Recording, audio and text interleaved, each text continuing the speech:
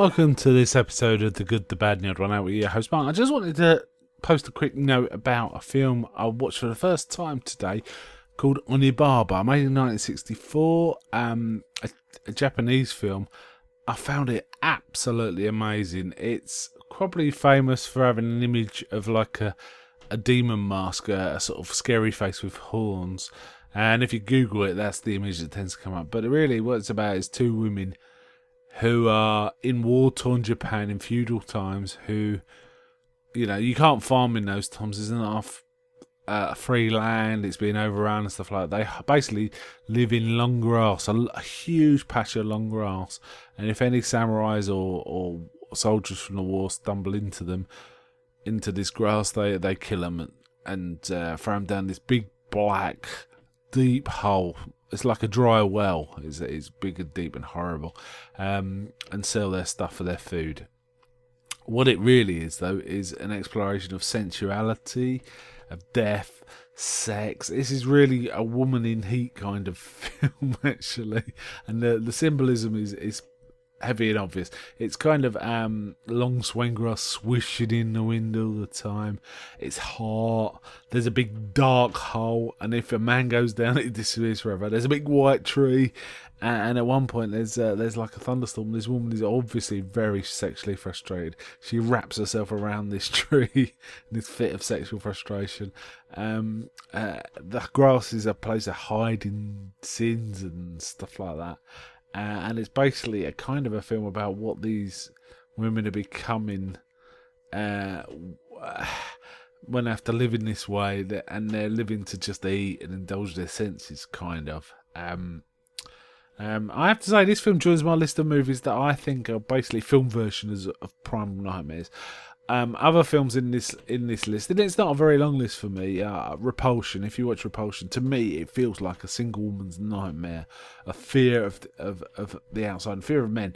Rosemary's Baby is another one I put on this list. Both of those by Roman Polanski. Rosemary's Baby, it seems to me, the ultimate married woman's nightmare, or the ultimate pregnant woman in a couple's nightmare. You know, she's betrayed, she's impregnated with something she doesn't understand. There's all sorts going on. She's really not sure what's going on. That's a great one.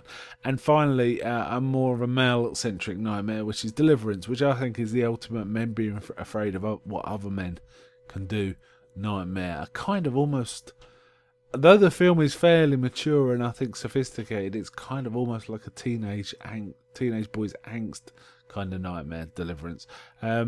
This is the ultimate, I think, probably a male nightmare. It's the ultimate women as death kind of nightmare, where they figuratively feed on their victims. At one point, actually, literally feed on one of their victims. Though it's not a human, so it's not cannibalism, I'm suggesting. The whole sound design, the look of the film's fantastic. The sound design's fantastic.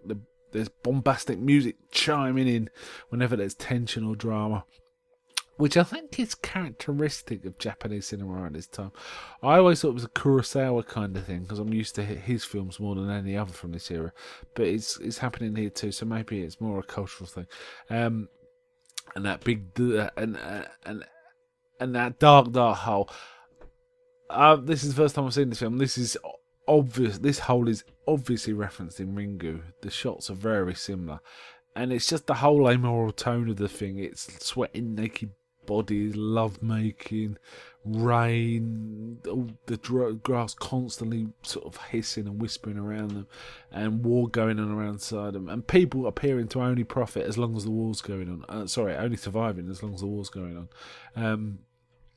Another film this reminds me of is Black Narcissus. You know, that was another film about women in oppressive circumstances, but their senses coming to the fore and sort of, you know, constant their own sexuality wearing them down and sort of making them crazy kind of thing. I really enjoyed this film. I give it 9 out of 10, but you know, I need to think about it more. It might move. I'm going to watch it again soon, I think, and it might move up to a 10 out of 10. Really fantastic film. Thoroughly recommend it. Okay, bye from me.